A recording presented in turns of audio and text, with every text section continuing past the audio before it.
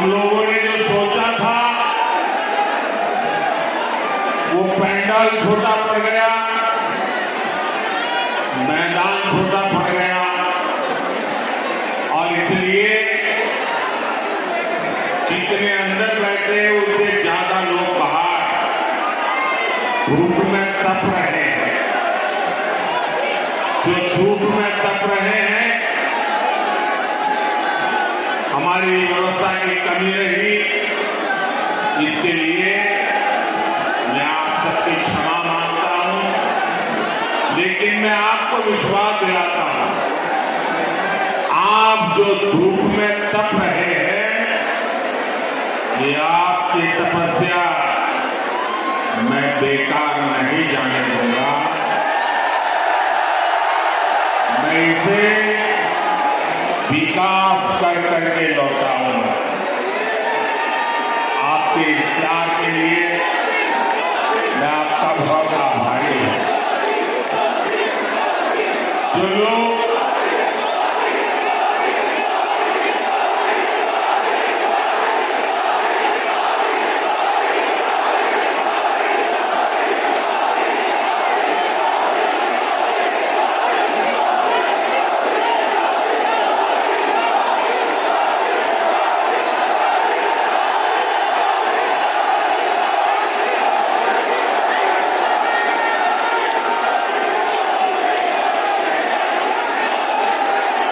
भूमि का आशीर्वाद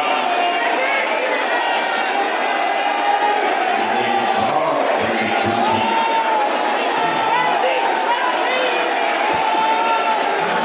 देवभूमि के गांव से मुझे आपसे जो प्यार मिल रहा है, आपके आशीर्वाद मिल रहे हैं, मैं इसके लिए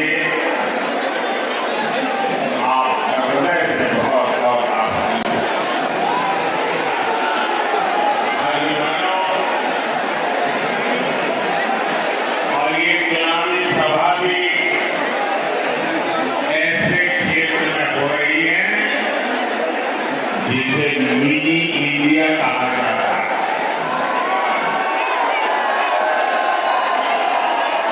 और एक प्रकार से ये देवभूमि के भी आशीर्वाद है और मिनी इंडिया के भी आशीर्वाद है। मैं जब भी उत्तराखंड की पवित्र धरती पर आता हूं, खुद को बहुत धन्य महसूस करता हूं। और इसीलिए ही मेरे दिल की गहराई से एक बात निकली थी और मैंने एक बार यहां कहा भी था, देवभूमि के ध्यान से, देवभूमि के ध्यान से ही मैं सदा धन्य हो जाता। आए भाग्य मेरा, आए भाग्य मेरा, सौभाग्य मेरा, मैं तुमको शीश नवाता हूं। साथियों, देवभूमि उत्तराखंड के प्रति भाजपा का जो प्रेम है, जो अपनत्व है, वो जग जाती है। हमें उत्तराखंड को विकसित बनाना, सबसे आगे लेकर जाना, और इसके लिए केंद्र की भाजपा सरकार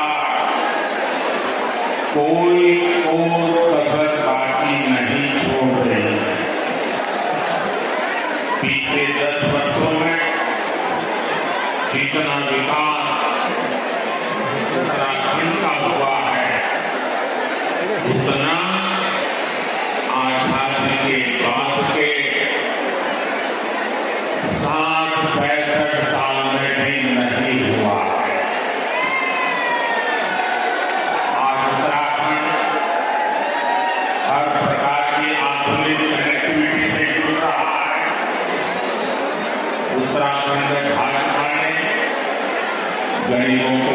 85,000 पक्के घर बनाकर दिए हैं। उत्तराखंड में भाजपा ने 12 लाख घरों तक पानी का कनेक्शन पहुंचाया है। यहाँ भाजपा सरकार ने 5.5 लाख से ज्यादा शौचालयों का निर्माण कराया है। यहाँ की 5 लाख से ज्यादा महिलाओं को उज्ज्वला गैस मुफ्त गैस कनेक्शन दिया गया है। यहाँ करीब 3 लाख लोगों को स्वामित्व योजना के तहत उनकी प्रॉपर्टी के कार्ड दिए गए हैं। उत्तराखंड के 35 लाख लोगों के पास पहले बैंक में खाते तक नहीं थे। भाजपा सरकार ने 35 लाख लोगों के बैंक खाते खुलवाए हैं, उन बैंकों से जोड़ा। भाजपा सरकार ने उत्तराखंड के छोटे किसानों के बैंक खातों में 2,200 करोड़ रुपए से ज्यादा सीधे भेजे हैं। भाइयों बहनों, ये सूची बहुत लंबी, लेकिन मैं इसमें आपका ज्यादा समय नहीं लेगा। लेकिन इतने सारे काम कैसे होते हैं जब नीयत सही होती है। जब नीयत सही होती है तो ऐसे ही काम होते हैं। और इसलिए मैं कहता हूं, नीयत सही तो नतीजे भी सही। साथियों, आप जानते हैं कि मोदी ने भारत को दुनिया की तीसरी बड़ी आर्थिक ताकत बनाने की गारंटी दी है। तीसरी बड़ी आर्थिक ताकत का मतलब है लोगों की कमाई बढ़ेगी, लोगों को नौकरी के अवसर बढ़ेंगे, गांव हो शहर हो सुविधा बढ़ेगी। और इसका बहुत बड़ा लाभ ये देवभूमि मेरे उत्तराखंड को भी है। और आप जानते हैं, मोदी की गारंटी यानी गारंटी पूरा होने की गारंटी।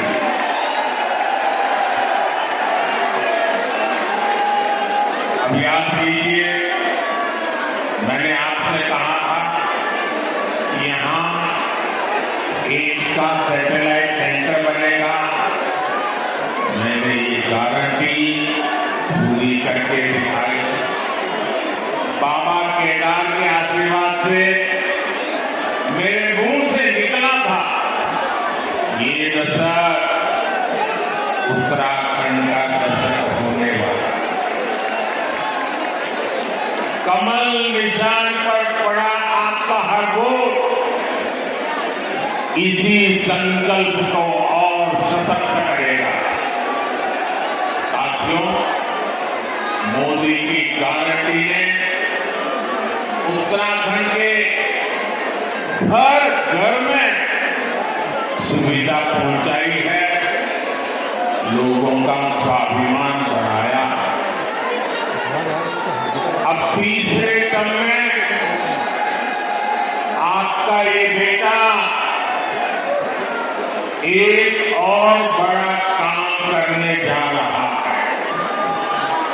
मेरा लक्ष्य है आपको 24 घंटे बिजली मिले,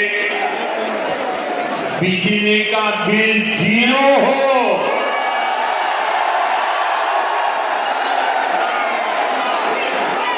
बिजली का बिल 0 हो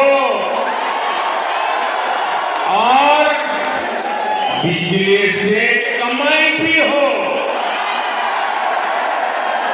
इसके लिए मोदी ने पीएम सूर्य घर मुफ्त बिजली योजना शुरू की। इसके तहत छत पर सोलर पैनल लगाने के लिए सरकार मदद दे रही है।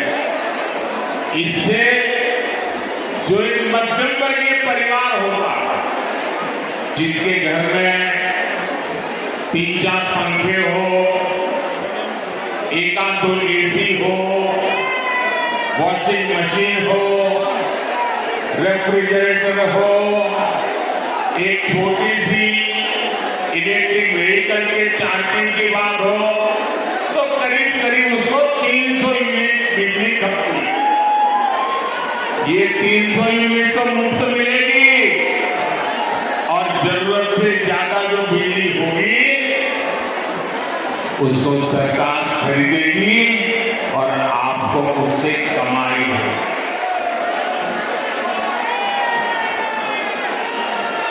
क्या आप इस योजना का लाभ लेंगे?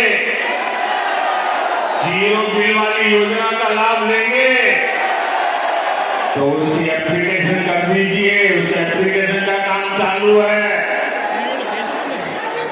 आपके इस सेवक ने बहनों के लिए नमो ड्रोन दीदी योजना बनाई है। इसके तहत महिला स्वयं सहायता समूह को लाखों रुपयों का ड्रोन दिया जा रहा है।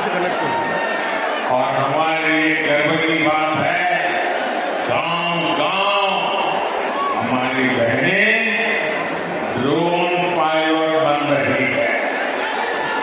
इसका भी बड़ा लाभ यहाँ देवभूमि मेरे उत्तराखंड की बहनों बेटियों को भी होगा। साथियों, आपको लगता होगा इतना सारा काम मोदी कर रहा है, घर घर कुछ न कुछ पहुंच रहा है, तो ये मोदी थकता क्यों नहीं है? ये मोदी रुकता क्यों नहीं है? अरे कोई और होता तो मौज करता। मोदी मौज करने के लिए पैदा नहीं हुआ है, मोदी मेहनत करने के लिए पैदा हुआ। मोदी आपके लिए मेहनत करने के लिए पैदा हुआ।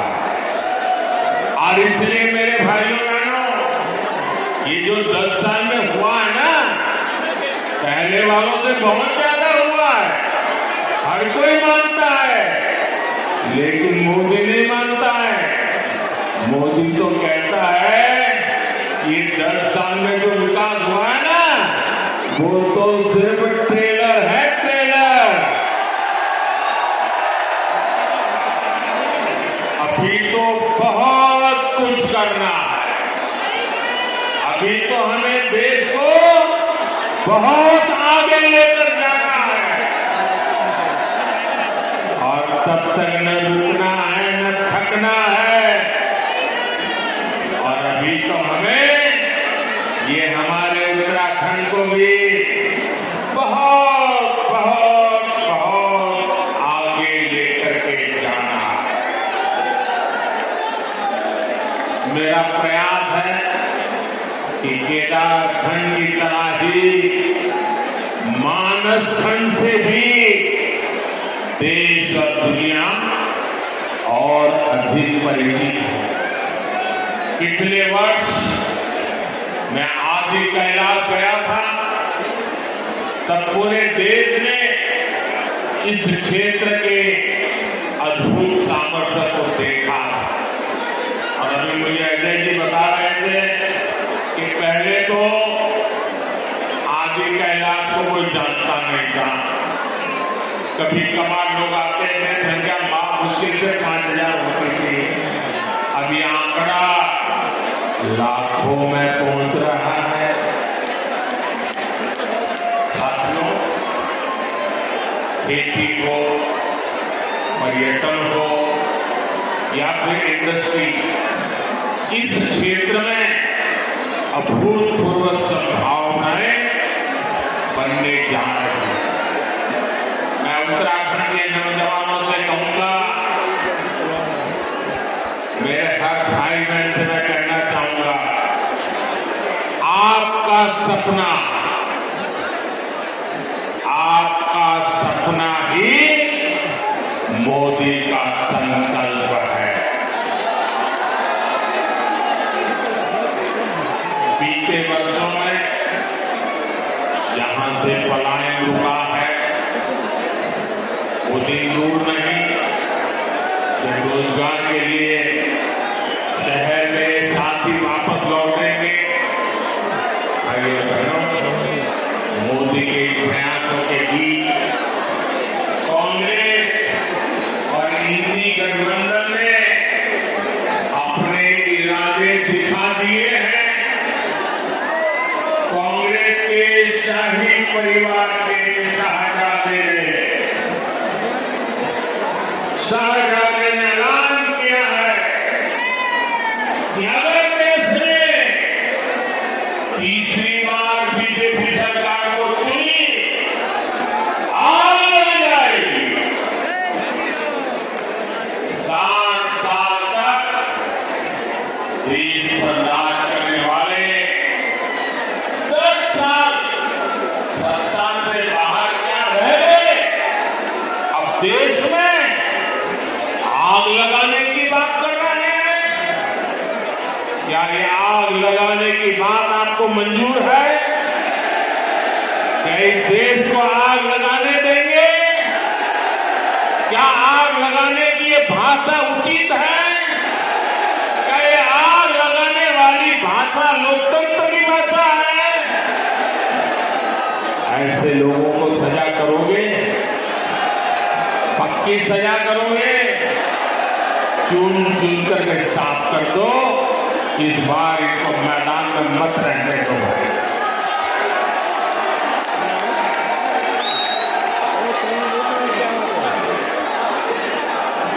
इमरजेंसी की मानसिकता वाली कांग्रेस का भरोसा अब लोकतंत्र पर नहीं बचा। इसलिए वो जनादेश के विरुद्ध लोगों को भड़काने में डूब गई। साथियों, कांग्रेस भारत को अस्थिरता की तरफ ले जाना चाहती है, अराजकता में झोंकना चाहती है। कर्नाटका में कांग्रेस के एक बड़े नेता ने दक्षिण भारत को देश से अलग करने की बात कही, दो टुकड़े करने की बात कही। आप मुझे बताइए, देश के टुकड़े करने की बात करने वालों को सजा मिलनी चाहिए कि नहीं मिलनी चाहिए? सजा मिलनी चाहिए कि नहीं मिलनी चाहिए? सजा मिलनी चाहिए कि नहीं मिलनी चाहिए? लेकिन कांग्रेस ने क्या किया? सजा देने के बजाय कांग्रेस ने देश को बांटने की घोषणा करने वाले को चुनाव का टिकट दे दिया। उत्तराखंड के लोग भूल नहीं सकते कि इसी कांग्रेस ने देश के वीर सपूत स्वर्गीय बिपिन रावत जी तक का अपमान किया। ऐसी कांग्रेस ने देशभक्ति की भाषा, उनकी देशभक्ति की बातें किसी के गले उतरती नहीं है। साथियों, कांग्रेस तुष्टीकरण के दलदल में ऐसा धंस गई है कि कभी देश हित का सोच ही नहीं सकती। यही कांग्रेस है जो घुसपैठियों को बढ़ावा देती है। लेकिन जब भाजपा सीएए के माध्यम से मां भारती में आस्था रखने वालों को भारत की नागरिकता देती है, तो कांग्रेस को सबसे ज्यादा तकलीफ होती है। इस क्षेत्र के लोग भी जानते हैं कि पाकिस्तान और बांग्लादेश से जो शरणार्थी आए हैं, उनमें से अधिकतर दलित परिवार है, हमारे सिख भाई बहन है, हमारे बंगाली भाई बहन है। लेकिन कांग्रेस इन लोगों को नागरिकता देने का विरोध कर रही है। कांग्रेस कितना भी घोर विरोध करे, इन लोगों के पास मोदी की गारंटी है।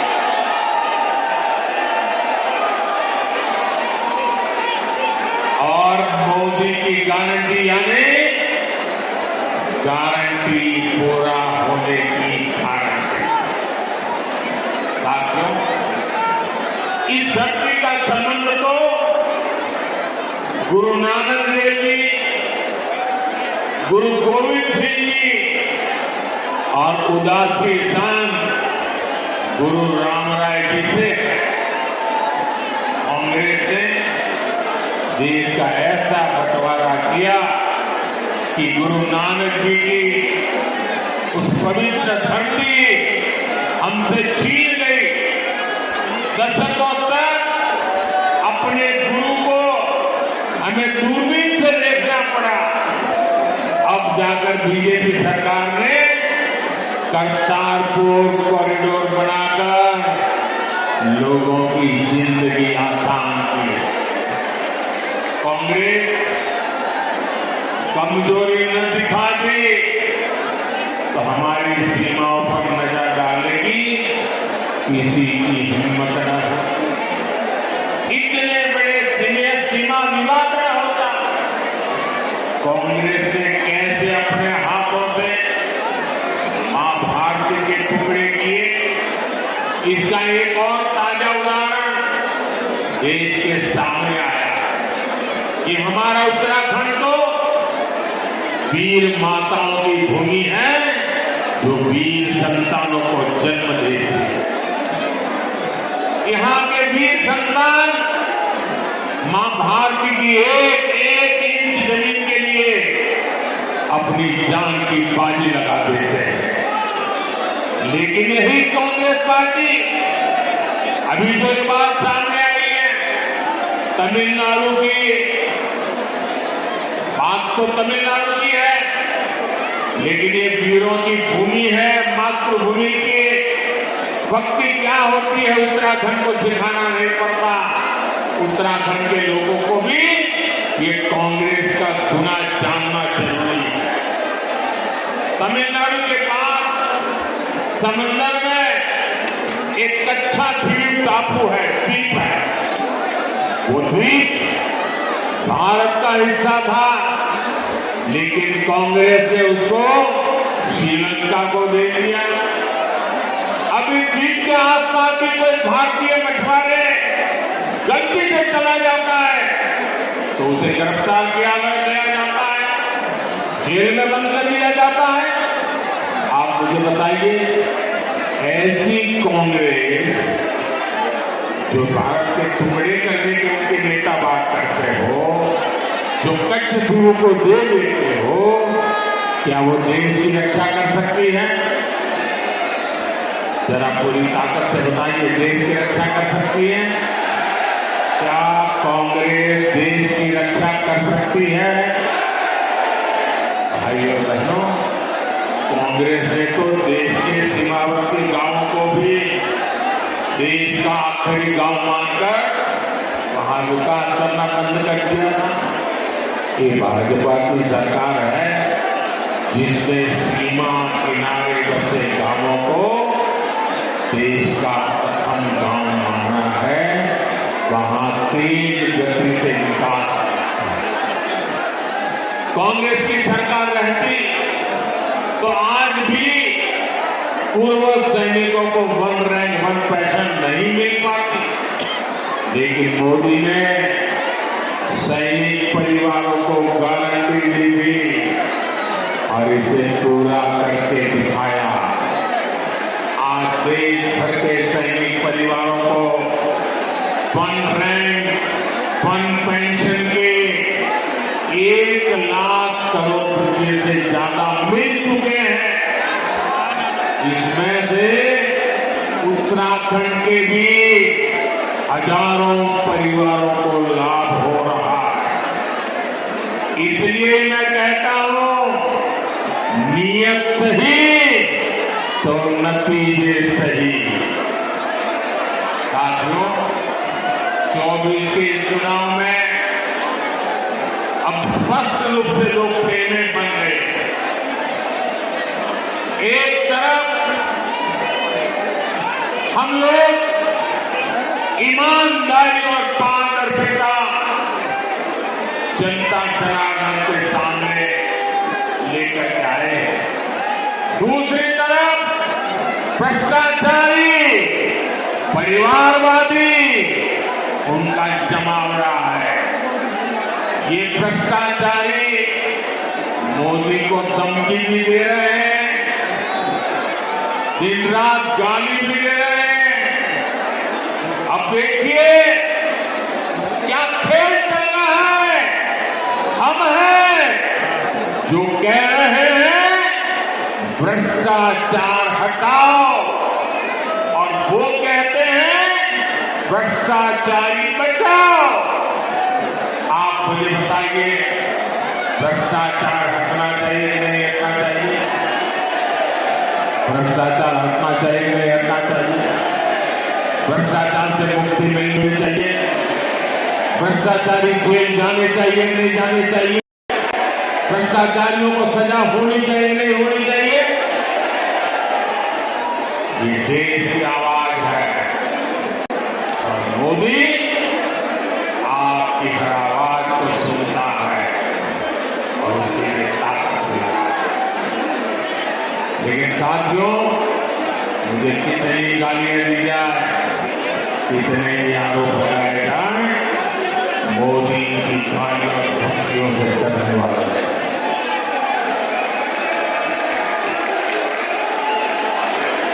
हर प्रश्न पर कार्रवाई जारी है और तीसरे टर्म की शुरुआत में अब 2 महीने बाकी रहे, बहुत कम समय बाकी रह गया है। तीसरे टर्म में भ्रष्टाचार पर और तेज प्रहार होगा, ये मैं आपको गारंटी देने आया। भ्रष्टाचार हर गरीब का हक छीनता है, हर मध्यम वर्ग का हक छीनता है, और मैं गरीब का हक, मध्यम वर्ग का हक किसी को भी छीनने नहीं दूंगा। ये मोदी की गारंटी है। साथियों, आने वाले 5 साल अभूतपूर्व काम के और देश हित में बड़े फैसलों के होंगे, लेकिन इसके लिए मेरी आपसे प्रार्थना है, आपको मोदी को और मजबूत करना होगा। करोगे? करोगे? जरा सबके सब हाथ ऊपर करके बताओ, मोदी को मजबूत करोगे? मोदी को नई ताकत दोगे? मोदी को नई ऊर्जा दोगे? उत्तराखंड की सारी सीटों पर भाजपा को ज्यादा से ज्यादा वोटों से विजय दिलाने के लिए मैं आपसे प्रार्थना कर रहा हूं। नैनीताल, उधमसिंह नगर से हमारे साथी अजय भट्ट जी चुनाव लड़ रहे हैं। अल्मोड़ा से हमारे साथी अजय टमटा जी चुनाव लड़ रहे हैं। हमारे और 2 साथी अपने अपने क्षेत्र में हैं। हरिद्वार से त्रिवेंद्र सिंह रावत जी, टिहरी गढ़वाल से श्रीमती माला राजलक्ष्मी जी और गढ़वाल से भाई अनिल बलूनी जी, सभी को, इन 5 मेरे साथियों को जीता करके उत्तराखंड ये कमल दिल्ली पहुंचाए, यही मेरी आपसे प्रार्थना है और इसलिए आपको याद रखना है। फिर एक बार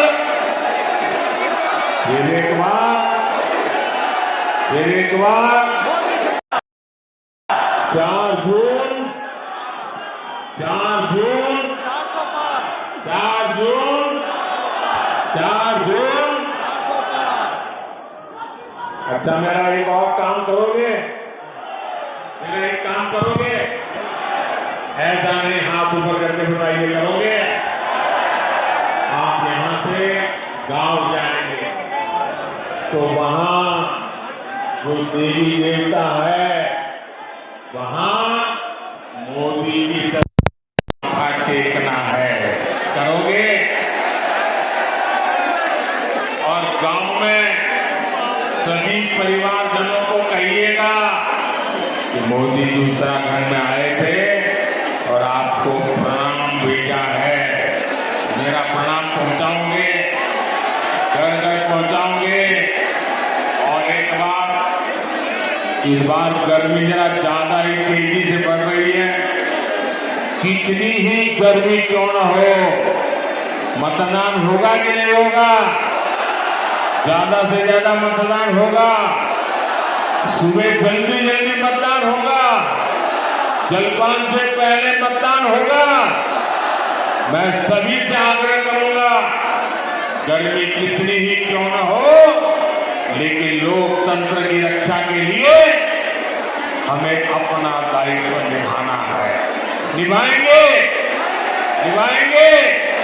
मेरे साथ बोलिए, भारत माता की, भारत माता की, भारत माता की। बहुत बहुत धन्यवाद।